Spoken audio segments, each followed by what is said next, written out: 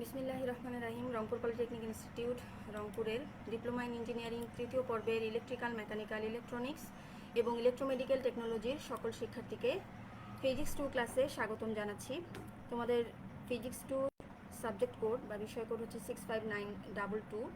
আজকে তোমাদের প্রথম লাইভ ক্লাস আমার সাথে। আমি Sharmin Farzana, instructor non-tech physics. আচ্ছা, ক্লাস শুরুর প্রথমেই তোমাদেরকে বলে নেই, কমেন্টস বক্সে তোমাদের রোল নাম্বার, ডিপার্টমেন্ট এগুলো অবশ্যই লিখবে। এগুলো ছাড়া তোমাদের অ্যাটেন্ডেন্স কাউন্ট করা হবে না। সুতরাং ক্লাস শুরুর প্রথমেই তোমাদের কমেন্টস বক্সগুলোতে তোমাদের রোল নাম্বার এবং ডিপার্টমেন্ট লিখে আমাকে পাঠিয়ে দিবে।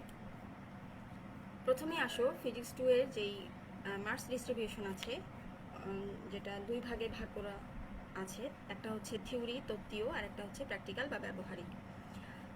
থিওরি অংশে দুইভাবে মূল্যায়ন করা হয়। একটা হচ্ছে ধারাবাহিক মূল্যায়ন, সংক্ষেপে বলা হয় টিসি, আর একটা হচ্ছে সমাপনী মূল্যায়ন, যেটাকে সংক্ষেপে আমরা বলি টিএফ।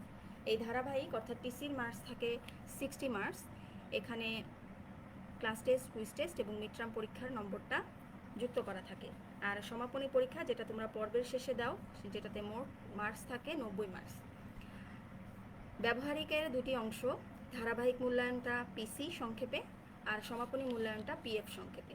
দুটোরই মার্কস হচ্ছে 25 অর্থাৎ 25 করে।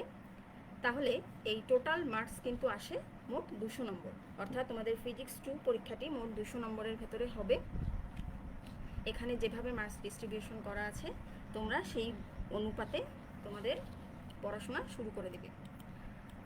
আচ্ছা, প্রথমে দেখো সূচিপত্র। আমাদের ফিজিক্স 2 বইতে যেই বিষয়গুলো আমরা পড়ব পুরো বইটাতে, সেই বিষয়গুলোর উপরে একবার চোখ বুলিয়ে নেই, আসো আমরা দেখে নেই।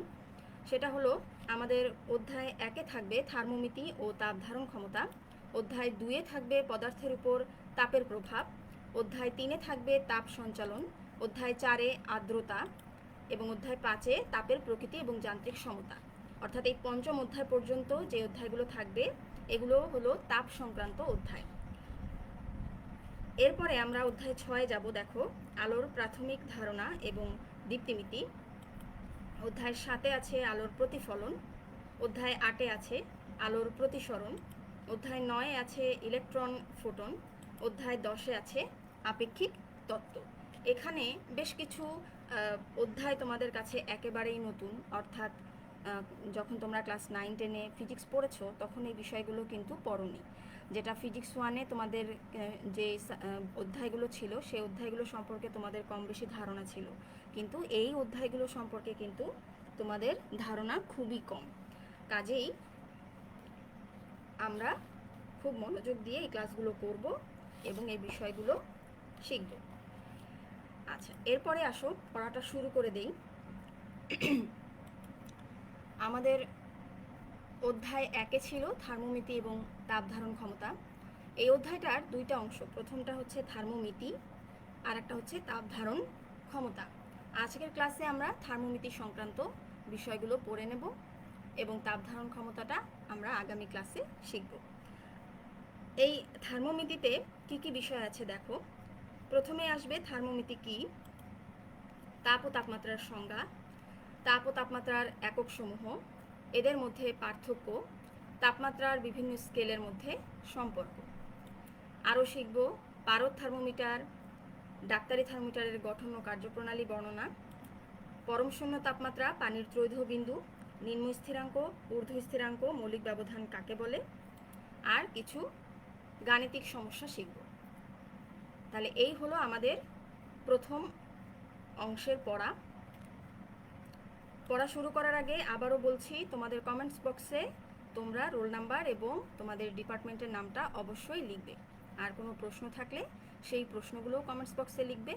আমি আগামী লাইভ ক্লাসে তোমাদের সেই প্রশ্নগুলোর উত্তর দেবার চেষ্টা করব। তাহলে প্রথমে পড়ি আসো, থার্মোমিতি কি। পদার্থবিজ্ঞানের যে শাখায় তাপমাত্রা পরিমাপ নিয়ে আলোচনা করা হয়, সেই শাখাটিকে থার্মোমিতি বলা হয়। এখানে দুটি ছবি আছে দেখো, একটা হচ্ছে, প্রথমটি হচ্ছে হিট অর্থাৎ তাপ, আর একটা ছবি আছে তার থার্মোমিটারের, যেটা নিচে লেখা আছে টেম্পারেচার। ছবিটি তো দেখে তুমি কি বুঝতে পারছো? যে তাপ এবং তাপমাত্রা কিন্তু একই জিনিস নয়। এটা বোঝানোর জন্যই এই ছবিটা কিন্তু এখানে দেয়া। তাহলে তাপ কি সেটা একটু শিখি। দেখো, তাপ এক প্রকার শক্তি যা আমাদের শরীরে ঠান্ডা বা গরমের অনুভূতি তৈরি করে। আর তাপমাত্রা হলো কোনো বস্তুর তাপীয় অবস্থা যা নির্ধারণ করে ওই বস্তুটি অন্য কোনো বস্তুর সংস্পর্শে আসলে তাপ গ্রহণ করবে না তাপ বর্জন করবে। তাহলে তাপ শুধুমাত্র শরীরে ঠান্ডা বা গরমের অনুভূতিটা তৈরি করে, আর সেই অনুভূতিটাকে পরিমাপ করার জন্য আমাদের তাপমাত্রার প্রয়োজন হয়।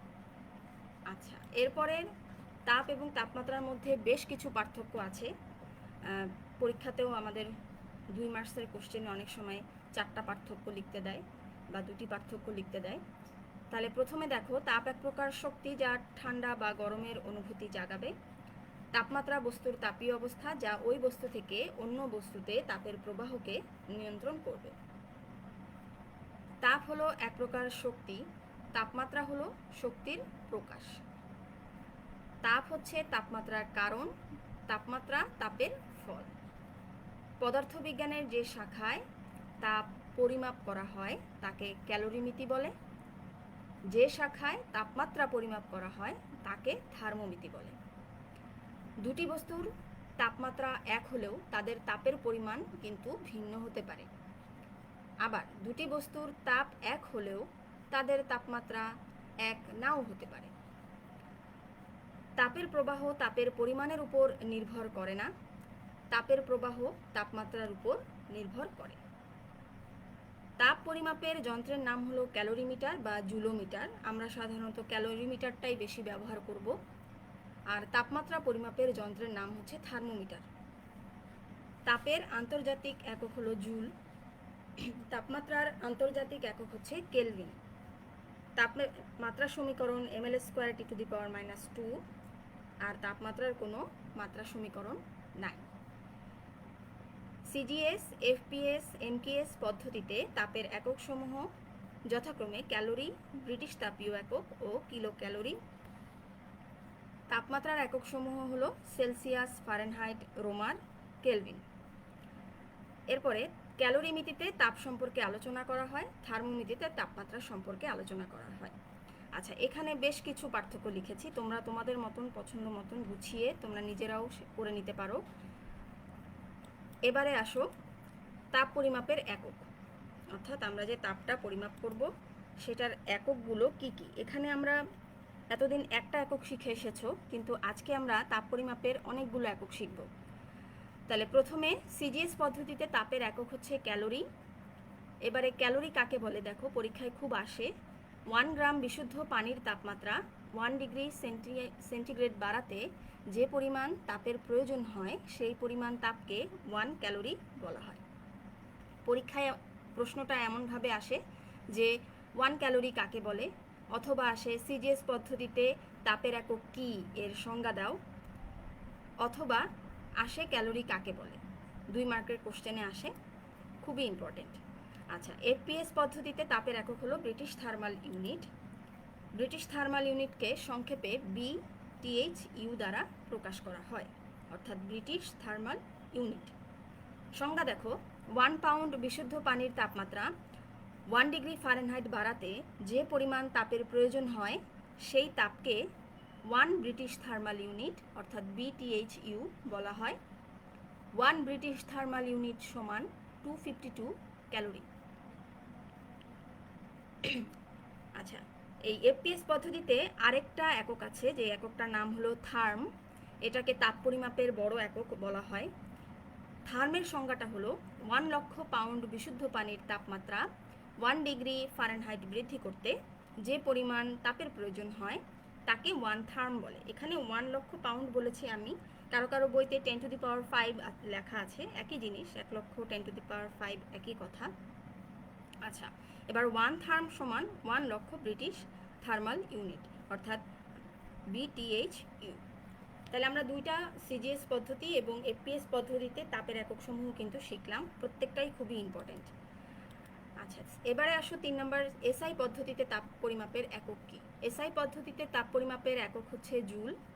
জুল কাকে বলে, 1/4200 কেজি পানির তাপমাত্রা 1 ডিগ্রি কেলভিন বৃদ্ধি করতে যে পরিমাণ তাপের প্রয়োজন হয় তাকে বলা হচ্ছে 1 জুল। 1 ক্যালোরি সমান 4.1825 জুল, সংক্ষেপে আমরা এটাকে 4.2 জুল প্রায় লিখতে পারি। এই পদ্ধতির আরও আরেকটি একক আছে যেটাকে কিলো ক্যালোরি বলা হয়। কিলো ক্যালোরির সংজ্ঞা হলো 1 কিলোগ্রাম বিশুদ্ধ পানির তাপমাত্রা 1 ডিগ্রি সেলসিয়াস বৃদ্ধি করতে যে পরিমাণ তাপের প্রয়োজন হয় তাকে 1 কিলো ক্যালোরি বলা হয়।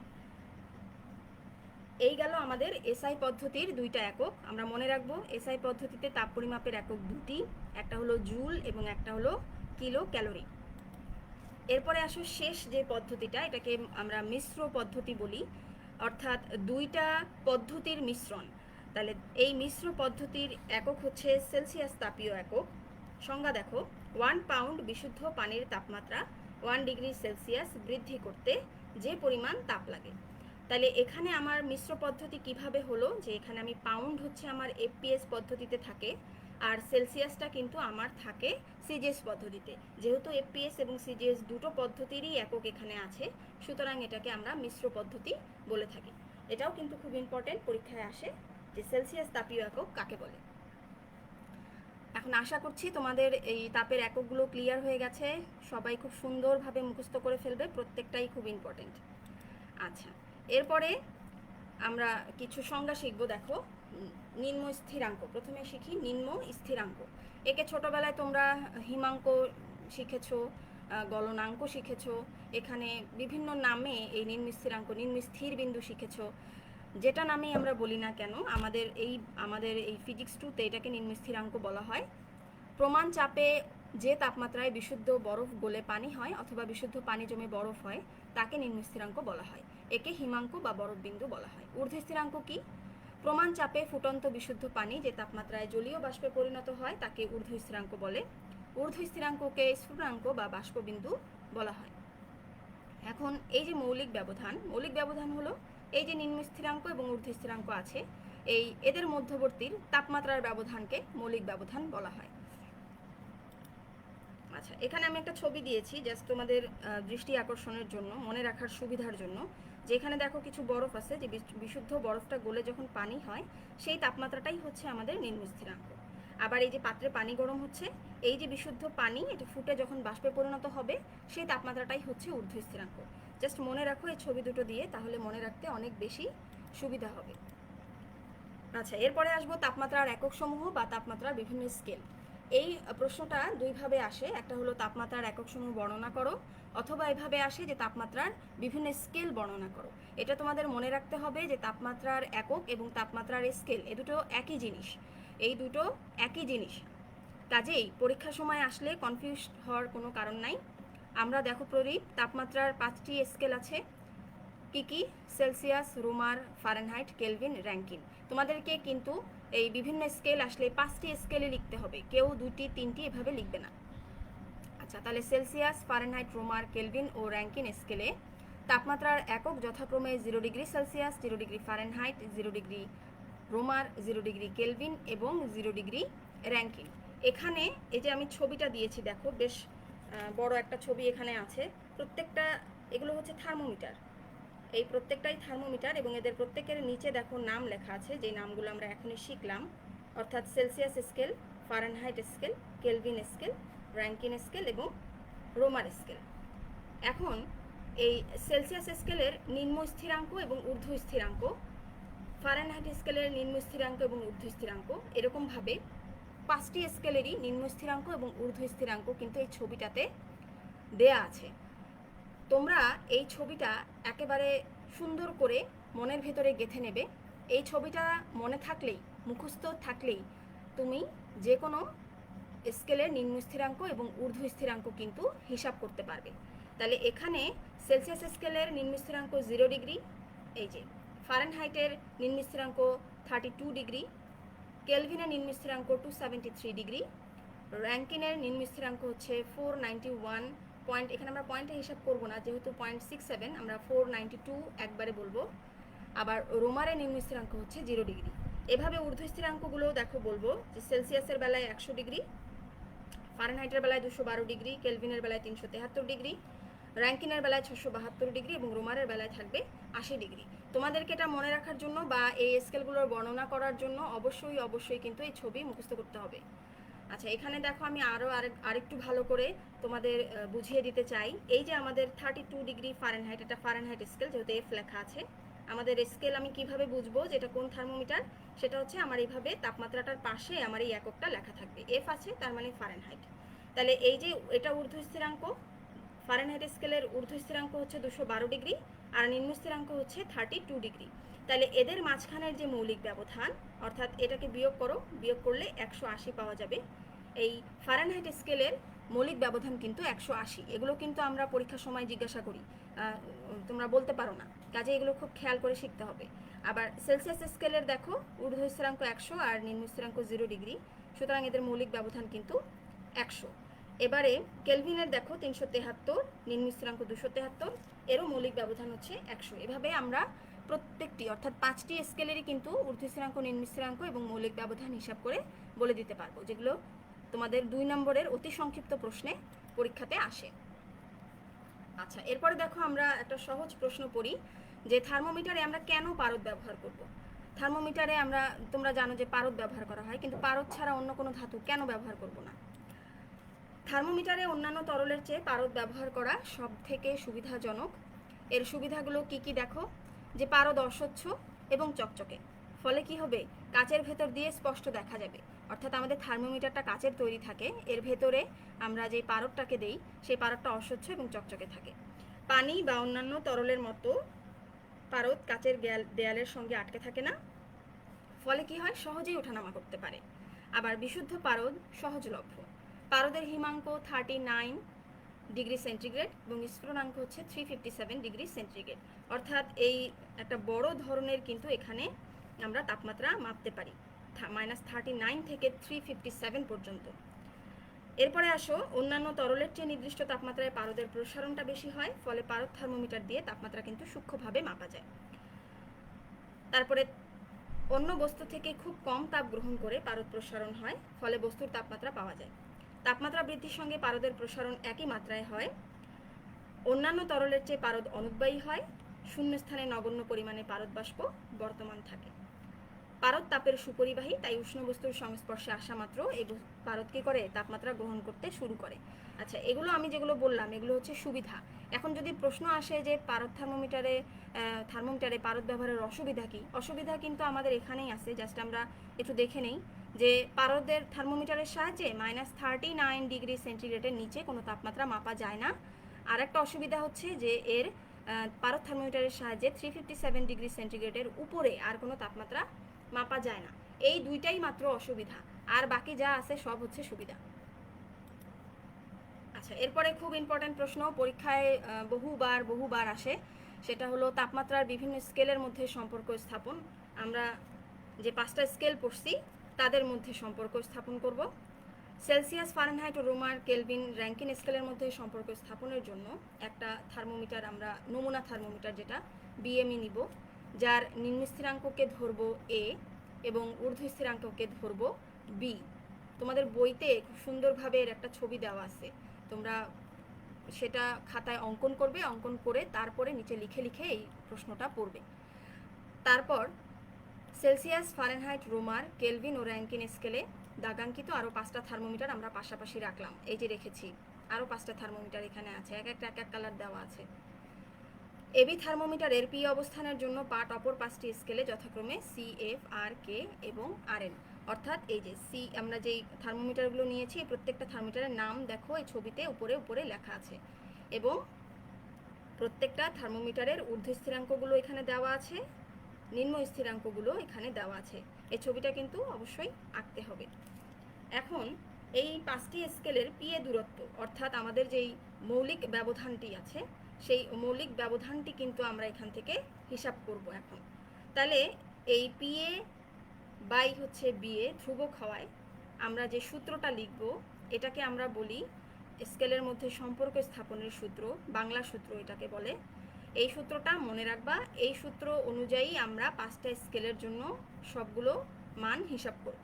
তাহলে সূত্রটা কি, থার্মোমিটারের পাঠ, অর্থাৎ তুমি যে থার্মোমিটারের তাপমাত্রাটা নির্ণয় করবা সেই থার্মোমিটারের পার্টটা এখানে লিখবা। যদি সেলসিয়াস হয় তাহলে সি লিখবা, যদি ফারেনহাইট হয় তাহলে এফ লিখবা, এভাবে। মাইনাস নিম্ন স্থিরাঙ্ক, তাহলে সেলসিয়াস যদি লেখো তাহলে সেলসিয়াসের নিম্ন স্থিরাঙ্ক লিখবা, আর নিচে সেলসিয়াসের ঊর্ধ্ব স্থিরাঙ্ক বিয়োগ সেলসিয়াসের নিম্ন স্থিরাঙ্ক। এভাবে তুমি যে থার্মোমিটারের জন্য এই সমীকরণটা লিখবা সেই থার্মোমিটারের হিসাবটাই শুধু এই সমীকরণের ভিতরে লিখবা। তাহলে নিচে আসো, এই যে M A by B A equal to C minus zero, আমরা প্রথমটা লিখছি সেলসিয়াসের জন্য, তাহলে সি মাইনাস জিরো অর্থাৎ থার্মোমিটারের পার্ট সি, নিম্ন স্থিরাঙ্ক হচ্ছে জিরো, ঊর্ধ্ব স্থিরাঙ্ক হলো 100, নিম্ন স্থিরাঙ্ক হচ্ছে জিরো। অনুরূপভাবে যদি আমি ফারেনহাইটের জন্য লিখি তাহলে এই যে থার্মোমিটারের পার্ট ফারেনহাইট এফ, মাইনাস নিম্ন স্থিরাঙ্ক কত 32, ঊর্ধ্ব স্থিরাঙ্ক মাইনাস নিম্ন স্থিরাঙ্ক অর্থাৎ 212 মাইনাস হচ্ছে 32। প্রত্যেকটা স্কেলেরই তাই হবে, একদম অনুরূপভাবে সেলসিয়াস ফারেনহাইট যেভাবে আমি বললাম ঠিক সেভাবেই রোমারের জন্য আমরা লিখব, কেলভিনের জন্য আমরা লিখব, র্যাঙ্কিনের জন্য কিন্তু আমরা লিখব। এর পরের লাইনে আসো, কি করলাম, এই যে আমরা এখানে যে বিয়োগফলটা দেখিয়েছিলাম এই বিয়োগফলটা এখানে বের করলাম। দেখো 100 মাইনাস জিরো এখানে 100, 212 মাইনাস 32 এখানে 180, 80 মাইনাস জিরো এখানে 80, 373 মাইনাস 273 100, 672 492 180। তাইলে আমরা কি করলাম, প্রত্যেকটার বিয়োগফল এখানে লিখে দিলাম। এখন এত বড় সূত্র দিয়ে আসলে অঙ্ক করাটা অনেক অসুবিধাজনক, দেখতেও খারাপ দেখায়। এখন এটাকে আমরা কি করব, যে একটু ছোট করে ফেলি। তাহলে তোমরা কি করবা, প্রত্যেকটাকে 20 দিয়ে ভাগ করে দিবা। দেখো সি বাই 5, 180 এটা 9 হয়ে গেল, 80 4 হয়ে গেল, 100 5 হয়ে গেল, 180 9 হয়ে গেল। তার মানে আমরা প্রত্যেকটাকেই 20 দিয়ে ভাগ করে দিলাম। এখন এই যে আমরা একটা ফাইনাল সমীকরণ পেলাম, এই সমীকরণটাই হচ্ছে আমাদের তাপমাত্রার বিভিন্ন স্কেলের মধ্যে সম্পর্ক নির্দেশ করে। এই সমীকরণটা ভালো করে মনে রাখবা, মুখস্থ করবা। এই সমীকরণ তোমাদের এই অংশের যতগুলো অঙ্ক আছে সব অঙ্কের সূত্র কিন্তু এটা, প্রত্যেকটা অঙ্কের সূত্রই হচ্ছে এটা। কাজে এটা আমাদের কোনোভাবেই কিন্তু ভুলে গেলে চলবে না। অনেক সময় পরীক্ষায় শুধু 2 মার্কের কোশ্চেনও এভাবে আসে যে তাপমাত্রার বিভিন্ন স্কেলের মধ্যে সম্পর্ক নির্দেশ সমীকরণটি লিখো, শুধু সমীকরণটাও অনেক সময় পরীক্ষাতে আসে। কাজে এটা আমরা খুব মনোযোগ সহকারে শিখব। আচ্ছা, এরপরে দেখো বেশ কিছু সংজ্ঞা পড়ি আরও। একটা হচ্ছে পরম শূন্য তাপমাত্রা, যে তাপমাত্রায় কোনো গ্যাসের আয়তন গাণিতিকভাবে বা তাত্ত্বিকভাবে শূন্য হয় তাকে পরম শূন্য তাপমাত্রা বলা হয়। এর মান 0 ডিগ্রি কেলভিন বা -273 ডিগ্রি সেলসিয়াস অথবা -459.67 ডিগ্রি ফারেনহাইট হয়। তাত্ত্বিকভাবে পরম শূন্যের নিচে কোনো তাপমাত্রা থাকা সম্ভব না। এখানে দেখো এই যে পরম শূন্য তাপমাত্রা বিভিন্ন স্কেলের জন্য তার মান কিন্তু বিভিন্ন হবে। আমরা যদি যে কোনো একটা যদি মনে রাখতে চাও তাহলে তোমরা -273 ডিগ্রি সেলসিয়াস যেটা সেটা মনে রাখতে পারো। আচ্ছা, এরপরে আসো ত্রৈধ বিন্দু শিখব। যে তাপমাত্রা ও চাপে কোনো বস্তু একই সাথে বাষ্পীয়, তরল এবং কঠিন অবস্থায় বিরাজ করতে পারে তাকে ওই বস্তুর ত্রৈধ বিন্দু বলে। এই যে ছবিটা দেখো, এখানে এই যে ট্রিপল পয়েন্ট, এটাই হচ্ছে ত্রৈধ বিন্দু, লাল রঙের একটা ট্রিপল পয়েন্ট। আচ্ছা, এপাশে আছে সলিড অর্থাৎ কঠিন, এপাশে আছে তরল, আর এপাশে আছে বাষ্প। অর্থাৎ একটা বস্তু কি হলো, একই সময়ে সে কঠিন, তরল এবং বায়বীয় অবস্থায় সে বিরাজ করছে। এই যে এই বিন্দুটাতে মিলনস্থল, কাজেই এই বিন্দুটাকেই আমরা কি বলি, ট্রিপল পয়েন্ট বা ত্রৈধ বিন্দু। এখন এর তাপমাত্রাটা কত হয়, এর তাপমাত্রা হচ্ছে 273 কেলভিন।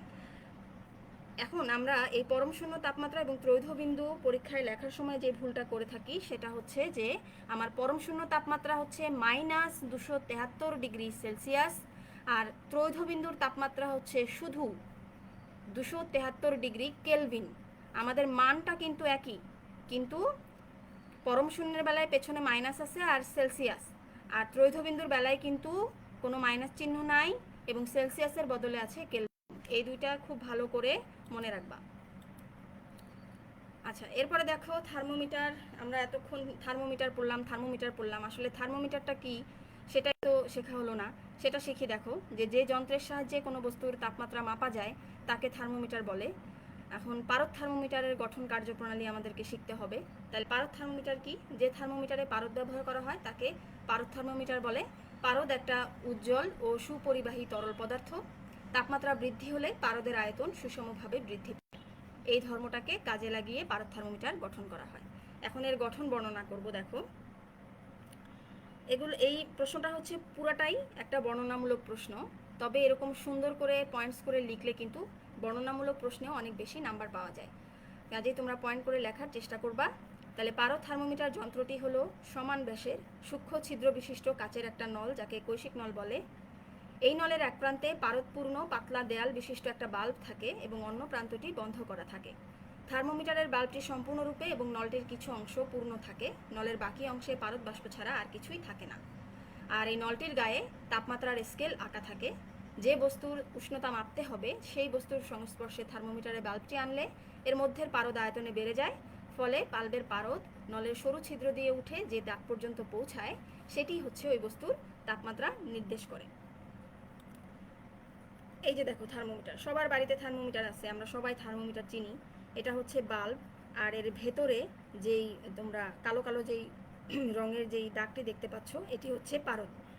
বাসায় গিয়ে সবাই থার্মোমিটার বের করে ভালো করে দেখবা যে থার্মোমিটারের ভেতরে কি আছে। এখানে আরেকটা ছবি দিছি, দেখো এখানে চিহ্নিত করে দেওয়া আছে যে কোনটা কি। বাল্ব, এটা বাল্ব। ক্যাপিলারি টিউব, এই যে যেখানে পারদটা থাকে কৈশিক নল। তারপরে এই যে লাইন করে দেওয়া আছে, অর্থাৎ দাগ টানা আছে, যেটা কোন স্কেল, সেই স্কেলটা দাগাঙ্কিত করে দেওয়া আছে। এরপরে তুমি থার্মোমিটারটা বানাবা কিভাবে দেখো। প্রস্তুত প্রণালী: একটা সূক্ষ্ম ও সুষম ছিদ্র বিশিষ্ট শুকনো কাচের নল নিবা। নলের এক প্রান্তে একটা বাল্ব বি থাকবে এবং অন্য প্রান্তে এ খোলা থাকবে। প্রথমে আর একটা প্রান্ত কিন্তু খোলা থাকবে। নলটিকে একটা স্ট্যান্ডের সাহায্যে খাড়াভাবে স্থাপন করে খোলা মুখ এতে ফানেল বসিয়ে দিবা। ফানেলে কিছু শুকনো বিশুদ্ধ পারদ ঢেলে দিবা। পারদ শুকনো নলের মধ্য দিয়ে প্রবেশ করতে পারবে না। পর্যায়ক্রমে এবারে বাল্বটিকে তুমি গরম করবা একবার, ঠান্ডা করবা একবার। তাহলে পর্যায়ক্রমে গরম এবং ঠান্ডা করলে নল ও বাল্বটিকে সম্পূর্ণরূপে পারদ দ্বারা কিন্তু পূর্ণ করা যাবে। কিভাবে? তাপে বাল্ব ও নলের ভেতরের বায়ুর আয়তন বেড়ে যাবে এবং কিছু বায়ু পারদের মধ্য দিয়ে বুদবুদ আকারে বের হয়ে যাবে। আবার যখন বাল্বটিকে ঠান্ডা করবা তখন বাল্ব ও নলের অবশিষ্ট বায়ুর আয়তন কমে যাবে, ফলে বাইরের বায়ুর চাপে কিছু পারদ নলের ভেতরে প্রবেশ করবে। এভাবে নল ও বাল্ব একসময় পারদ দ্বারা পূর্ণ হয়ে যাবে। তারপর ফানেলটিকে সরিয়ে রেখে বাল্বটিকে যথেষ্ট গরম করবা যাতে এর ভেতরের পারদ ফুটতে শুরু করে এবং নলের ভেতরে যে বায়ুটা আছে সে সমস্ত বায়ুকেই সে বের করে দেয়।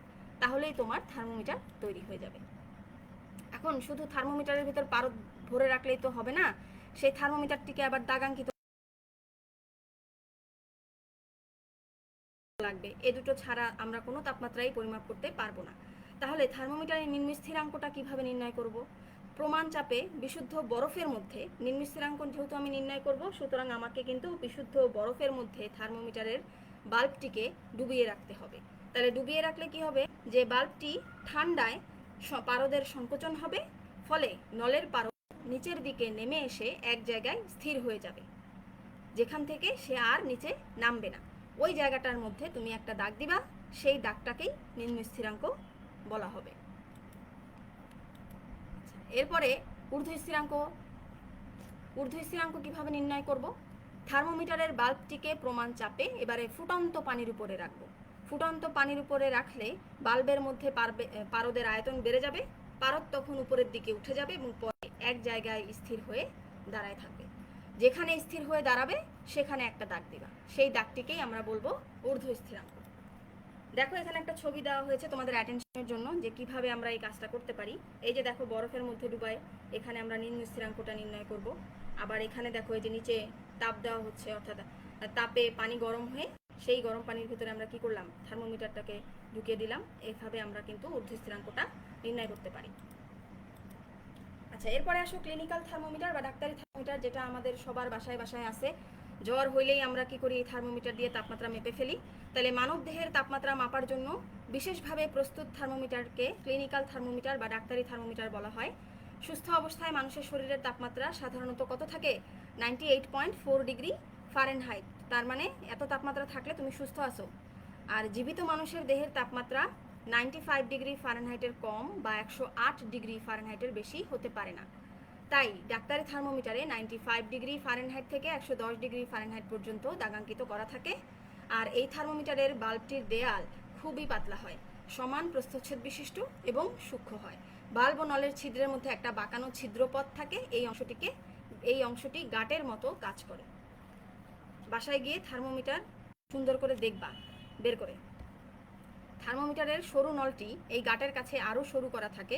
দেহের তাপমাত্রা মাপার সময় থার্মোমিটারের বাল্বটি জিভের নিচে বা বগলের মধ্যে 2 মিনিট রাখতে হয়। ফলে বাল্বের পারদ দেহের তাপমাত্রা লাভ করে। দেহের তাপমাত্রা অনুযায়ী বাল্বের পারদ আয়তনে বেড়ে ওই গাটের ভেতর দিয়ে সহজে চলে যায় এবং নলের ছিদ্রের ভেতর দিয়ে এগিয়ে যায়। কিন্তু তুমি যখন সেই বাল্বটিকে বের করে ফেলো, অর্থাৎ জিভের নিচ থেকে বা বগলের মধ্য থেকে বের করে ফেলো, তখন ঠান্ডায় বাল্বের পারদ কি হয়, সংকুচিত হয় এবং সেই গাটের ভেতর দিয়ে বাল্বের পারদ কিন্তু আর নিচে নামতে পারে না। পারদ কি করে, উপরের অংশেই থেকে যায়। এই জন্য শরীরের তাপমাত্রা নেয়ার পর থার্মোমিটারটিকে বাইরে নিয়ে এলেও পারদ নিচে নেমে আসে না, শরীরের তাপমাত্রা নির্দেশ করে। ফলে থার্মোমিটারের পাঠ নিতে কিন্তু সুবিধা হয়। মানে আমাদের যে থার্মোমিটারের ভিতরে যে গাট নামক যে অংশটি আছে, এই অংশটি কিন্তু খুব ইম্পর্টেন্ট। এই অংশটির জন্যই কিন্তু থার্মোমিটারের পারদ আমরা তাপমাত্রার স্থান থেকে সরিয়ে নিলেও সে নিচে নেমে যায় না, আগের অবস্থানেই থেকে যায়। এই যে দেখো এখানে বেশ কয়েকটা থার্মোমিটারের ছবি দেওয়া আছে। এটাকে ডিজিটাল থার্মোমিটার বলা হয়। শুধু কপালে স্পর্শ করলে এই থার্মোমিটার দিয়ে তুমি তাপমাত্রা মাপতে পারবা। সেক্ষেত্রে আর তোমার জিভের নিচে বা বগলের মধ্যে রাখার দরকার পড়ে না। এটা বিভিন্ন ধরনের থার্মোমিটার এখন পাওয়া যায় বাজারে। আচ্ছা, এরপরে দেখো আমরা আমাদের এই অধ্যায়ের যে প্রথম অংশের পড়াটুকু শেষ। এখন আমরা অঙ্ক করব। একটা দুটো অঙ্ক করেই আজকে ছুটি নিব। দেখো, সুস্থ দেহের তাপমাত্রা 98.4 ডিগ্রি ফারেনহাইট, কেলভিন স্কেলে এর মান কত? আচ্ছা, এই অধ্যায়ের যে কোনো অঙ্ক করতে গেলেই আমি প্রথমেই বলেছিলাম তোমাদের তাপমাত্রার স্কেলের মধ্যে সম্পর্ক শেখাবার সময় যে ওই সম্পর্কটা আমাদের জন্য খুবই ইম্পর্টেন্ট। তাহলে আমি যখন এই অঙ্কটা করব, এখানে আমি অঙ্ক করার শুরুতে দেখে নেব যে এটা কোন কোন স্কেল আমার প্রয়োজন। তাহলে 98.4 ডিগ্রি ফারেনহাইট অর্থাৎ ফারেনহাইট স্কেল একটা দরকার, আর একটা দরকার কেলভিন স্কেল। তাহলে দেখো দেওয়া আছে, কি লিখে নেই। সুস্থ দেহের তাপমাত্রা এফ আমি লিখে নিলাম 98.4 ডিগ্রি ফারেনহাইট। আর সেলসিয়াস স্কেল এবং ফারেনহাইট স্কেলের সম্পর্ক, এই যে দেখো সম্পর্কে চলে গেছি। তাহলে সম্পর্ক কি, কে মাইনাস 273/5, এফ মাইনাস 32/9,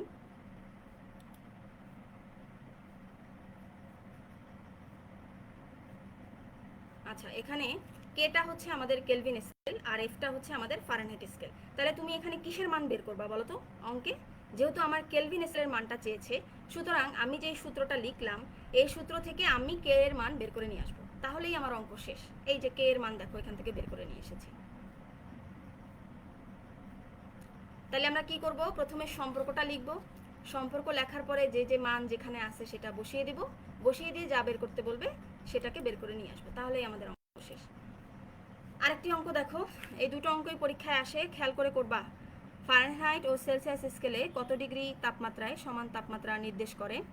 এখানে ফারেনহাইটে সেলসিয়াস যে কোনো এটা চেঞ্জ করেও দিতে পারে, এগুলো চেঞ্জ করে দিতে পারে। এটা যেটা থাকবে পরীক্ষার প্রশ্নে সেটা দিয়েই তোমরা অঙ্কগুলো করবা।